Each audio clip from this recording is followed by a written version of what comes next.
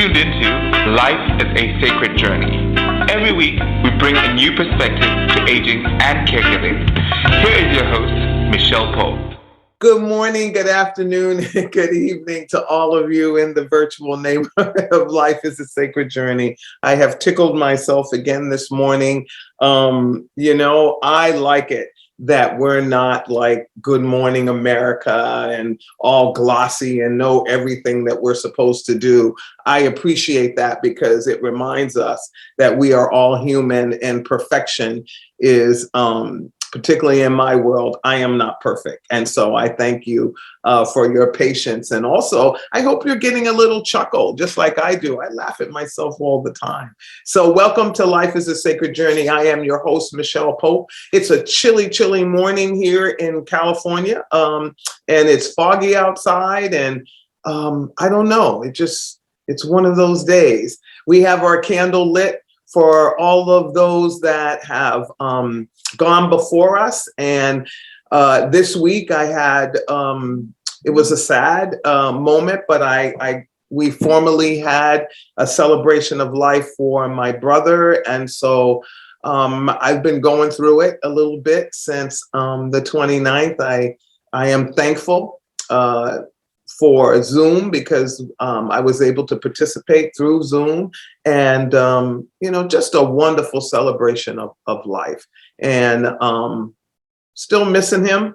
Will miss him for the rest of my life, but thankful for the opportunity to celebrate with family and friends over Zoom. Zoom, I don't know if you ever thought when you sat in the room, those of you that created Zoom, that you would be used for, bringing families together. I think you were a meeting platform, but now you are bringing families together in a way that is just magnificent. So I'm just going to check every once in a while to make sure I haven't missed Nicole. She has not joined us. Nicole Shih is the CEO of Nestvy, helps families find places to if they're looking for congregate living. She also is the owner of a board and care. So I really want to get her on the show, but hoping that she shows up soon. If not, it'll just be me again. So Nestvy, Nicole and she, and the phone number for her is 510-859-8820, and it's Nestvy.com. So hopefully she will join us and we will have an opportunity to learn more about her services and what she has to offer. Okay, hit the share button, you guys. Let's get let's get some numbers up. We're very excited. We have had, and my hands are cold, I'm sorry. We're very excited because we have had so many people join the Life is a Sacred Journey platform through different ways that we received a check last week from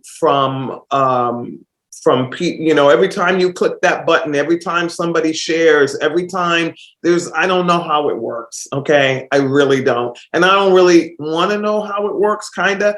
But what I know is that we did get a check for $1,000.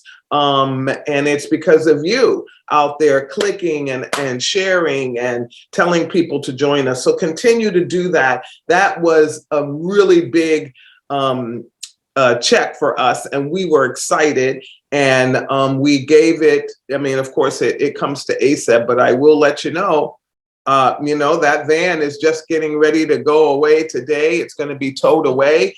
But the other thing is that the cost of gas, we now have 4 vans that are out and about, drivers that are picking folks up and still bringing them to the center. So your click, your share, your making us a part of your social network allows us to, get those little funds. It adds up. It's not a lot in one click, but when you have a bounty of clicks, it adds up and it allows us to use those funds in our operating costs. So thank you. Thank you. So continue to do it so that we can continue to do what we're doing. I did get a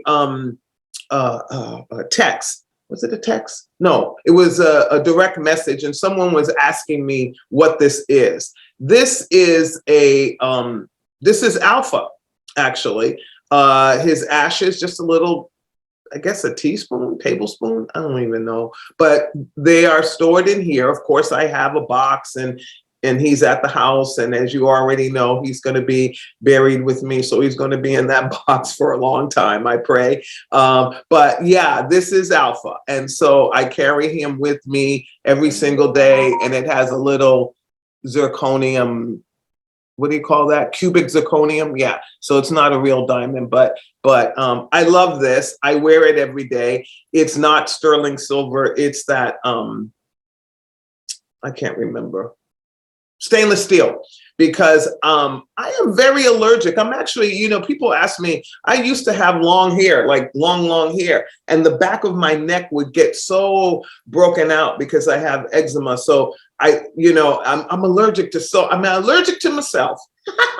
I'm allergic to myself, but this is my buddy. And so he's always with me, and I'm so very thankful. But yeah, and Etsy, there's a woman on there that designs them. And so I hope I answered that question for you. All right. So I want to just say, first of all, yesterday was the last day of June, and Pride Month was June. And so we want to make sure that we elevate Pride Month. And, I've been thinking about Pride Month. I love this. I'm into like crazy, weird things. This is a pen, by the way. But I think it would be wonderful if Pride Month would be a month that we could celebrate everybody in Pride.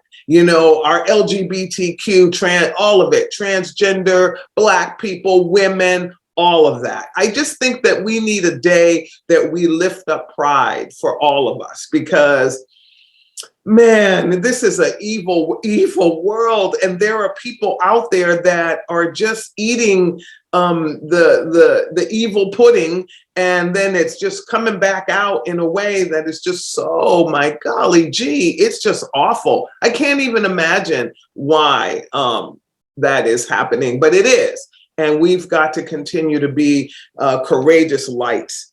So I'm going to talk about two things today. I always am prepared in case our guests don't show up.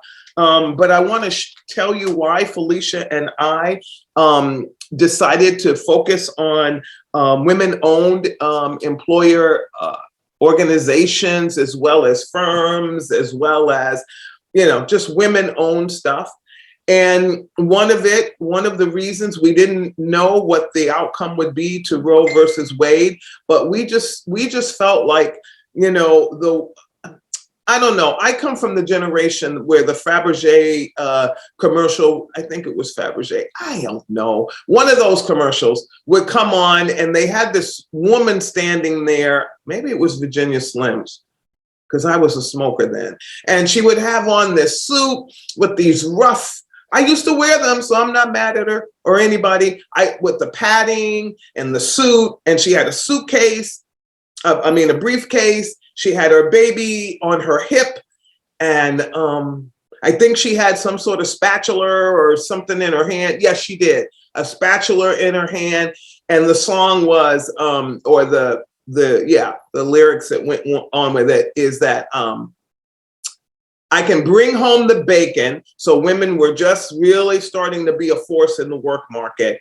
I can bring home the bacon, tie it up in the pan or something, fry it up in a pan, and never ever let you forget you're a man. So, it's kind of weird that we were going through this time of, elevating women, but we were still saying that all of that, we also were going to, make sure that we could actually never let our men forget that they were men. And I think it was a subliminal message about performing in bed, quite honestly. I mean, as an advertising, working in advertising in the past, I know what it was, because that's what they do. They mix messages so that, that it hits at a part of your brain. But here we are in 2022, and I'm going to say, you know, what I have found so incredible, I think because I have a daughter, I'm a mother of a beautiful young woman, and I never thought about it except for my own struggle. But now I'm looking at it through the lens of younger women and what they must be going through in this time. They have such great opportunity as it relates to education and work and all of that. But we still, in our society and in our culture, are still turning women into sex objects. That is the primary sort of underlying messaging that we give about women. And yes, we bring home the bacon and we fry it up in the pan, but we're more than, you know, I pray my children think that I was a good mommy to them, because I really tried hard. I was a single mom, so I really wanted to give them 100, 200, 300, 400, 500. I wanted to give them my life. And so I hope that that's what they got out of the experience with me. But at the end of the day, everybody is trying to do their best. But why is it always that a woman has to be a sexual, yes, the body is beautiful. The female body is absolutely beautiful. If you ever look at a painting by Matisse and you see the curves, I'm a Matisse fan, by the way, and you see the curving of the woman's body, it is magnificently made. But at the end of the day, there's a level of lusting that is in the clothing market, that's in the makeup market, that's in every market, that as it relates to women and the exposure. Now, everybody says it's freedom. I need the freedom to be who I want to be. And yes, and oh, yes. But when it is a victimization and that's all that is offered to you, then is it really freedom, or are you being subtly manipulated? There was a time when I first got out of school and worked for an advertising firm, it was very true. If you go back in time and see, they would have subliminal images in the alcohol commercials they would put in the ice. And they were things like the male anatomy, the female anatomy, all kinds of things, subliminal, speaking to the subconscious mind. And so I just want folks to think a little bit about, what are we saying all the time when, again, freedom. If you want to walk naked down the street, walk naked down the street. It's against the law, but go ahead and do it. But when everything that is offered ensures that your body is exposed in such a way that it can be exploited, I question that. And I would question that even if I were a young woman today. Oh, yes, I wore hot pants and I had go-go boots and I wore those those little somebody help me in the chat. You know what I'm saying? They were like bubbly. It was a fabric and it had bubbles in it, but it was a tube top and it was stretchy. I wore that. Oh, yes. In my 20s, you better believe I wore that because I was a fly chick. But those commercials that were on television at that time were not focused at that for me. They were focused at something else. And my fashion sense had nothing to do with television or magazines, because first of all, there weren't that many women of color. Beverly Johnson, Cicely Tyson, and some of these women of the magazine covers that I read, Jet magazine, all of that.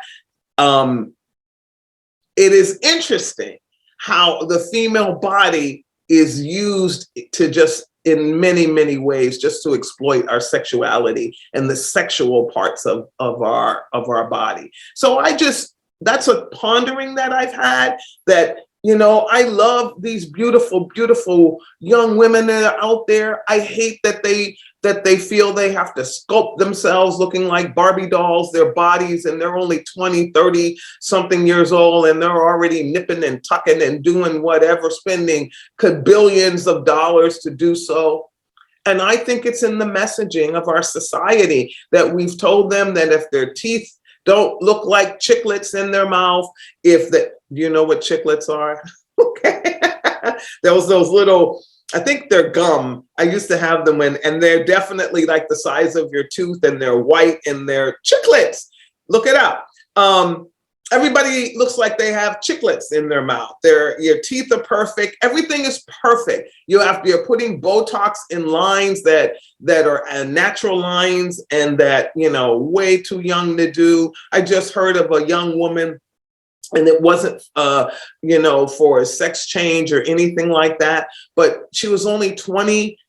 She had just turned 20 and was already having her third plastic surgery. I mean, wow, your body hasn't even totally developed yet. And we're already cutting at it and transforming it to something that maybe, I don't know. I'm not putting anybody down. If that's who you are and what you want to do, go ahead. But I just think we need to think about the messaging that we're giving to little girls and young girls. When I'm going to be honest with you, and I'm sorry, this is not to offend anyone, but it really bothers me to see a little baby twerking.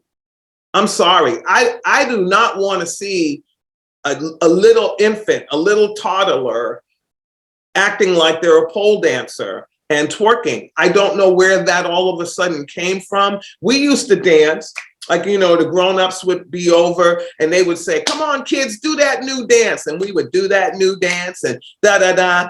And then they would scoot us out of the room because we weren't allowed to be around grown-ups when they were talking grown-up stuff. And at the time, I used to think, well, what are they talking about? They were talking grown-up stuff that was none of my doggone business at 3, 4, 5, 6, 7, 8, 9, 10 years old. So I just think we need to take a good look. And they're babies. They're not little grown-ups. They are babies, and they are children, and they are toddlers, and they are youth, and then they are young adults.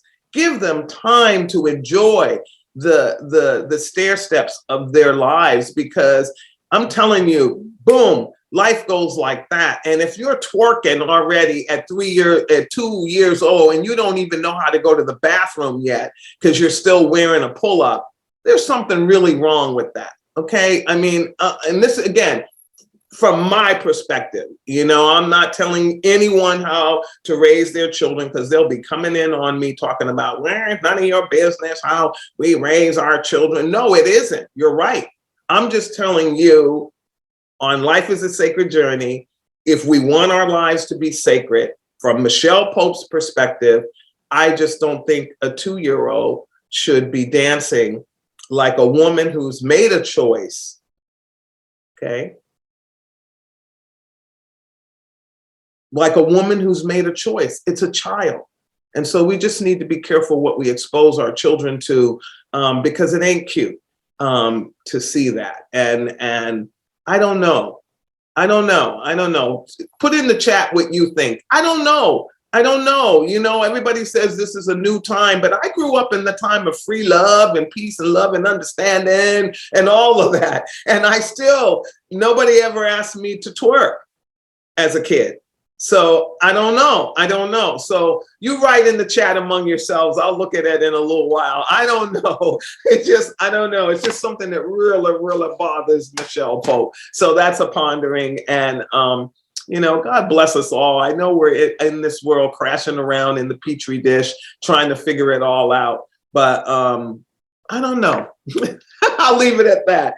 So let me talk about women-owned businesses. And I am so excited to say across the United States, women-owned businesses have grown. Women-owned firms make up 19.9% of all the firms that employ people in the United States. And that was from 2018. And so we know that that was growing. Now, pandemic, I don't know its impact. I know it's had a tremendous impact on nonprofits, ASAP, along with others. A lot of, nonprofits are actually led by women. And that is an incredible thing, to be a woman in that sphere, that leading Alzheimer's services of the East Bay. Doesn't mean that I'm better than anybody or any male. It just means that we're getting a piece of the pie. The salary levels are still lower. Many women who are in leadership positions are still being paid as if they're the half of a whole. And that needs to change, because, my whole last 25 years, maybe, I've been a single mom, and I was responsible for a home. I wasn't a half of a whole financial situation. I was the whole. And I chose to work in the nonprofit field, but I do think the conversation around equitable salaries and benefits for women needs to also continually be raised up, so that we can have our fair share and live a good life. Yes, it would be great if I were married and had another income coming in, but at the end of the day, I didn't. And one salary is not the same as two salaries in that same range coming in. We have families that are working at low income jobs, where those jobs do not pay too much more than minimum wage, or minimum wage only. And thank goodness in the city of Berkeley, minimum wage has gone up again. And so it's a good thing. Yes, it's a struggle for small businesses and women-owned businesses to keep up with the minimum wages and all the expenses of being an employer.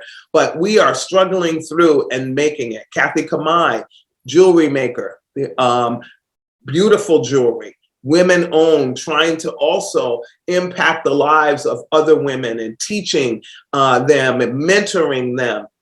We're talking Jill Oser, Tenero Wineries. I hope Jill sees this. I got this just for you, Jill. And wanting to mentor new and exciting careers for women in the wine business, women of color in the wine business. Wow. Black Vines. We have an organization in the Bay Area. Fern is the leader of that, called Black Vines. And these are Black run, owned, created wineries. Now, again, everybody says, or not everybody, let me not say that, because then I sound like everybody else. But when people say to me, what difference does it make if it's Black, if it's white, if it's this, if it's that? This is the thing, you guys. When we lift up women, and we lift up minorities, Black and brown people, whatever, we're lifting them up because we're saying, let's equalize the playing field. If everybody was being treated equally across the spectrum of everything, finances, healthcare, nutrition, housing, what else? Education. If we were all had accessibility to the same things, regardless of our income, regardless of this wonderful package that we come in, would we have a better world? I don't know. I think so. I think investing in your humanity and in your culture in a way where children don't graduate with debt of, almost what it costs to buy a house, which means they spend their whole lifetime, the best times of their life, 20, 30, and 40s, paying off that debt, making it hard for them to start families. So women-owned businesses are just a part of lifting up. It's a social justice issue, lifting up another level of what we need to be doing as a humanity, lifting up, these young entrepreneurs. I buy honey from these two little kids. I think they're in North Carolina, South Carolina. I can't remember. I'll find it so Felicia can put it in. But yeah, they created a bee farm, and their honey is delicious. And yes, it costs a little bit more. And yes, I have to wait for it to be sent to me. So I have to order it ahead of time before I'm at my last spoon or finger lick. Because I do that. When it pours off the side, I go like this. But at the end of the day, we can do better. So women-owned businesses, the average earning, it says average annual earnings of employees of women-owned firms lag behind national earning average of all firms. So $38,000 is the average annual payroll per employee compared to 54. So that's a big, big jump. And that has to do with revenue. It has to do with people not supporting women-owned businesses. They say women-owned employer firms make about 1.8 trillion in sales, shipments, receipts, and revenue, and they have about 10.1 million workers. So even though the salaries are less and the revenue is pretty good, but it's not enough to compete with the bigger firms, and that we find that we're in this place where we're getting better and we have more women-owned businesses, but they're what do I want to say? Their availability to capital is the issue, is that they can't get loans as much as their male counterparts. And so those things just have to change. Those things have to change. We want to be able to look at women working in things other than arts and entertainment. Not that that's not a great thing, but we want to see women doing other things. Arts and entertainment is wonderful. I feel that same way about African Americans. I wish that the wealth that was demonstrated from the African American community was not just our basketball stars and our athletes and our arts and entertainment individuals. I wish we would promote the Black-owned businesses and those people as heroes and mentors, because I think it's great that we have athletes that, yay Warriors, yay Celtics, by the way, good job. We don't want that to be the only example of Black success, and I think it has become the only example of Black success because we don't lift up those stories enough. So we'll try to find more of them and share them with you here on Life is a Sacred Journey. Again, our show is about moving the needle. Our show is about supporting caregivers, supporting people as they age in place, because we're all aging in place. It's about bringing new ideas and sharing different paradigms of healthcare and home care. It's a cornucopia of just the human condition and what's happening in the world around us. So please continue to share Life is a Sacred Journey with your family and friends. Hit that share button and share that, and let people know that we're here every Friday morning at 8 a.m. So let me tell you where women are showing up and what businesses are women owned the most. So we see, of course, real estate, and rental and leasing has the largest number of women employed, as well as women-run organizations. And so real estate is a big one. Arts and entertainment is number one. And again, you look at educational services, it was 3.6. Administrative support and waste management was 2.3. We're looking for more and more of those companies to emerge out of the pandemic and to as we become more eco-friendly, and we're looking at more young people and minorities getting involved on the ground level in starting those kinds of businesses. Professional, scientific, and technical services, it was only like 3.0% of the marketplace. Real estate, as I said before, was 7.5%. And arts and entertainment made up 10.5%. It was the largest sector of women-owned, run, or led organizations, businesses, or groups.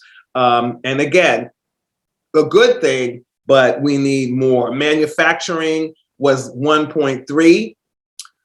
Construction was 5.8, with a little bit of a growth there, more women going into construction and using their hands. My mechanic happens to be a woman, and I'm just so excited that she is, and she's amazing because she talks to me and shares with me what I need to be doing with my car. It doesn't mean that a male mechanic wouldn't. I just wanted to support her. I didn't even know she owned the shop and all of that until one day I asked her, I said, who's the owner here? She looked at me and she said, me. But I'm going to tell you a story that she told me. She told me that one day, one of her high school colleagues came into her shop, not knowing that she was the owner, saw her and was like, hey, how you doing? How's life? La, la, la, la. And began to put her down. So female to female began to put her down, saying, wow, you ended up in this. This is a dirty job. I'm sure you go home smelling and la, la, la. I mean, very, very like, wow kind of person. But anyway, but then when she said to her, she goes, oh, I work in this company down in the Silicon Valley, and this is how much I make. I mean, who does that? But anyway, she did. And again, she was trying to put her down. And she never said what her salary was, but she told me, she goes, I make way more than that. And she said, my husband and I have been able to put 3 kids through college. A sister who, because again, her sister, she helped her sister go through law school. She also owns multiple homes that she rents out, and well as lives in a home. So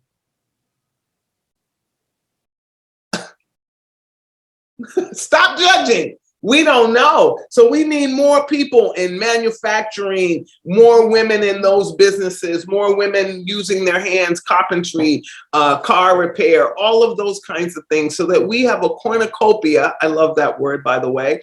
A cornucopia of humanity in every situation in which we go. We have women, men, LGBTQ, young people, old people. That's a community, my folks. That's a community when you can look out and see everybody. We're so busy with our segregated language that we all, even somebody said to me the other day, oh, we have to focus on this kind of ministry because we need to make sure that these people feel engaged and involved. And I said, yes. So when you're focusing there, what happens to all these other people? I don't know. So if you're focusing over here just at this one group, do you mean that you're not focusing anywhere else? So I think you're safer focusing on all of the humanity and engaging the entire humanity. My dear friend Jerry Hership says it all the time in his sermons and his talks. It's just like, it takes all of us. We are so slogany. We'll say things like, it takes a village, but in the village, there's everybody. I don't know. Any village I've ever seen in a movie had, it may have been specific by ethnicity because they were focused on the Amazon jungle or whatever, but it had little people, old people, all people. And in a lot of cultures, they have a thing called the third, what do they call that? The third sex or something like that. So they've already dealt with the LGBTQI issue and they've moved on because they're community. So go figure. I don't know what needs to happen, but I think we need to revisit the word community and look at all of these kind of statistics as they come down. I was shocked with the scientific, technical, and research arm that it's only 3%, and 3.0%, and they actually added into that professional. It's professional, scientific, and technical. It's still only 3.0. So construction has grown. It's 5.8. Real estate, rental, and leasing is 7.5. And arts, entertainment, and recreation is 10.5. I think we can move the needle on some of those numbers and make it a little bit bigger. Of course, healthcare, home care and assistance, 19.4%. We've got the retail trade is 8.6%, and food service is 15.0%. And then administrative stuff like secretaries and people of that nature, it's people in those jobs, 12.6%. So the numbers are growing, but they're not growing in a way that that show that we have a community that is mixed with all forms of individuals. I was surprised to find out, where do you think most of the women-owned organizations are, or firms or whatever? Write in the chat. Where do you think in the United States, including Puerto Rico and Hawaii, has the most women-owned or share, women who own or share the leadership of a firm or organization? So write it in the chat. And then I'll tell you. Okay? It's Hawaii. Hawaii, 24.7% of the firms and organizations in Hawaii are led, run, or owned by women. Pretty wonderful. Virginia is next at 23.7%. Colorado at 22.2%. Florida at 22.1%. Maryland at 21.8%. Alaska at 21.6%. Georgia at 21.1%. New Mexico at 20.9%. Nevada at 20.8%. And Oregon at 20.6%. So those are the top 10 according to the 2018 census. I don't have anything newer than that. But those are the top 10 states where women are either share in ownership or own their or lead their firms or organizations. So I think it could be higher. I think 50% sounds pretty good, and we might want to work towards that goal. So before we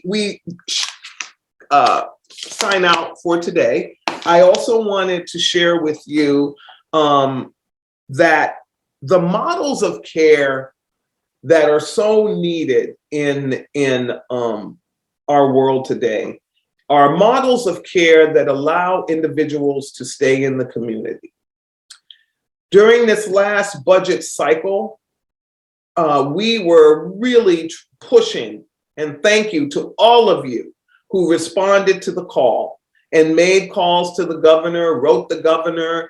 There was $6.1 billion of GAP fund money that we were fighting to get so that it could come into the community to organizations like Alzheimer's Services of the East Bay and others. I'm happy to say that was approved. We just found that out. I knew that, I think, before I got the email, but yeah, it would happen. So that speaks to a couple of things to me. It speaks to knowledge.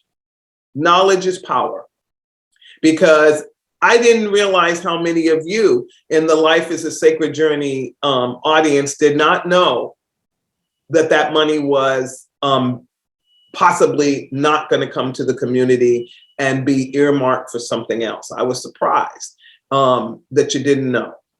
So that also says to me, we need to do more work, those of us in social services, those of us on the political scene, in educating you on what services are out there, what's happening with the budget, where your tax dollars are going. But the other thing I want to say is you have to be involved. You can't wait until you need these programs in order to be engaged and involved and know about them. Your vote is so important, and the young people are going to get out en masse in the fall. I'm here to tell you, they are on fire. I just met with a group of them a couple of nights ago on Zoom, and they're on fire. They're on fire. Some of them are even trying to figure out ways to get involved in the political process so that they can change the trajectory of a lot of things that are going on that they feel that they need to have a voice in, because it is their future. And they're right. And so we all have a future in this. And even as an aging person, I'm so thankful that I am aging, right? I'm happy that I'm aging. I'm happy that I'm alive to age. And I'm going to walk with these young people and try to be the change that I want to see in the world. I'm going to walk with them in a way that is not judgmental and telling them what to do and thinking that I'm this wise old sage. I'm not going to do that. What I'm going to do is walk with them and listen and learn. Pardon me, share when they want me to share, and really be another voice that is an inclusive voice that says this is about, if healthcare is good for me, then it must be good for you. If my education, if I can go to the top schools, then somebody else needs to be able to go to the top schools without having to feel shame because they get a scholarship or they get a hand up. They need to be proud, because the reality is a hand up is better than no hand at all. So those are the things that I think that we need to really be resonating out of us, that needs to come out of us. You know, somebody wrote about, I can't remember who it was, but they were saying that we need to understand that where there is suffering in the world, we are all impacted by it, no matter how comfortable we may think we are, safe we are. Because we're not if somebody else isn't somewhere else. So when you are starting to prepare for the fall, for voting and all the things that you're doing, you know, look at the candidates, call them. I called the candidates. You know, if you're going to blow up my phone, texting me for money and asking me to vote for you, you have to show me that you're worth it. And then I'm going to follow up with you after you are in office to make sure you keep your promise, because I gave my vote on a promise. And it is your right. You know, we run around talking about it's my right. But how many of us are calling the people that we elect, getting to know the people in their offices and saying to them, hey, you know, I heard, you know, in the platform that your candidate was going to do something about food deserts. The candidate's been in office now for 7 months. We haven't heard anything. Can you tell me what you're doing? Can you tell me how I can be engaged and involved? Can you tell me how I might get the word out in my community on what he or she is doing or they are doing? We can't any longer just let them do the work without our voice. And it's more than just showing up on voting day. It's making sure and holding people accountable for what they say they're going to do. One of the things that I always told my children is I may not do everything right. I may fall short many, many times, and I know I have. But the one thing that you will be able to hold me accountable for, always and forever, is that I love you and that I'm going to do my best to keep you safe. Everything else is literally a crapshoot. Because the world impacts everything we do. I may not be able to buy that tricycle today, but I may be able to buy it at the end of the year. Those kinds of things.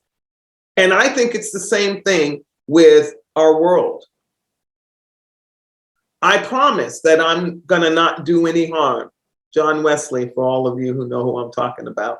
I'm not going to do harm.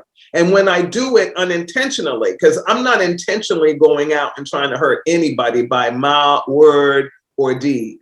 But if I do, I'm going to say I'm sorry. I'm going to be humble. I'm going to be embarrassed. I'm going to be all those things. I'm not going to try to get into debate and say, well, what I meant was, and you should have not gotten upset. And yeah. I'm just going to say I'm sorry. Because if it hurts, it hurts.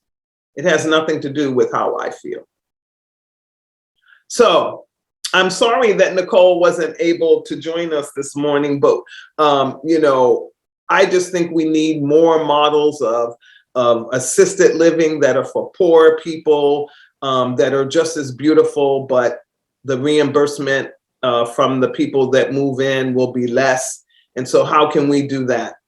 How do we work with young people coming out of the foster care program that are emancipated and out in the world at 18 years old, because somebody said that truly is the age of adulthood, but yet you can't drink until you're 21. I don't know. There's a mixed message there. How do we help elderly people who are at the age of 80, 90, and 100 years old? Because the needle's pushing. We're pushing. People are staying healthier in their 60s and 70s and living into hundreds. How do we make sure we have what those individuals need in a community? How do we lift up children in a way that makes them feel safe, and that they don't have to be little grown-up people walking around saving a family or saving a community in a way, and that they can't just frolic and play and be inquisitive? Those are the underground things. Those are the things under the iceberg that we need to be having conscious discussions about without debating and being angry with each other. I'm not perfect. I get angry a lot about a lot of things. And I think I'm just getting tired of the same old stuff. But I also live in a place of hope. And I believe that we still have time to get this thing right. And I don't want to be like my ancestors who said, it'll never happen in my lifetime. I want to be able to say, it's going to happen in my lifetime, and I'm going to do everything I can to make sure that it does. So I want to thank you for joining us here at Life is a Sacred Journey. We'll try to find out what happened with Miss Nicole. I hope everything is okay with her. She does work with caregivers, and so she may have gotten a call this morning that made it impossible for her to join us. So we'll get her back on Life is a Sacred Journey at another time. I want to say happy 4th of July to all of you out there that will be celebrating over the weekend. Be careful. Be careful with your fireworks if you're using them. This is a dry world that we're in right now. Fires are everywhere. So please be careful. More importantly, if you can, spend some time with your family. Do something, an act of kindness for someone else. All of those things, and just be the change, be the change, be the change, be the change, and being the change sometimes means being silent and meditating on everything that you are and everything that you're yet to be. So thank you, Life is a Sacred Journey family. Sandy and Stuart and Jane and Sister T and Lynn and Robert and my kids and Felicia and Sandy and all of you. I'm trying to remember your names without looking. And so if I forgot you or missed you, Fee, my cousins, all of you. Thank you so much for making Life is a Sacred Journey, this little spot in the world that hopefully is making a difference in the lives of people that you don't even know. So thank you so much for that. Again, we always end Life is a Sacred Journey, and I did learn this weekend that the suicide hotline actually is getting a lot of calls nationwide.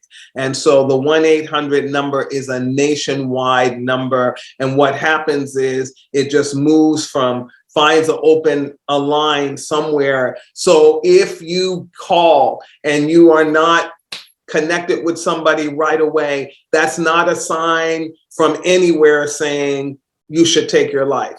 It just means the system is clogged because there's more than you feeling the same way. There are a lot of people out there going through what you're going through at this moment: depression, anxiety, a sense of isolation and despair. But there is help out there. The 1-800 number is this. Get a pencil, pull your cell phone out, put it in. 1-800-273-8255. You can also text and put a text message in, and somebody will text you back. 1-800-273-8255. So don't take your life. I know it's hard. I was just talking with a group of homeless people that got moved out of a park, and their community split up all over the place, and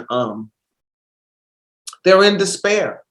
Some of the folks are dealing with mental illness and things of that nature, and so having challenges figuring out, they feel lost. And so 1-800-273-8255. Share that number, and hopefully we'll have more community services down the road to support and help you. And hang in there, okay? Hang in there. All right, Life is a Sacred Journey family. Thank you so much. And I'm sending you I know there's people out there that do this. I'm not copying them, but for some reason this morning, I want to send you a hug. Send you a hug and tell you how much I really am grateful for you. And for you naysayers, I'm grateful for you too, because you keep me honest. All right. So God bless. Have a wonderful, wonderful long weekend. And, as Sister T says, God willing and the creek don't rise. I'll see you next Friday morning at 8 a.m. on Life is a Sacred Journey. It is my honor, and I'm truly blessed to have this opportunity to spend time with you. Take care. Peace.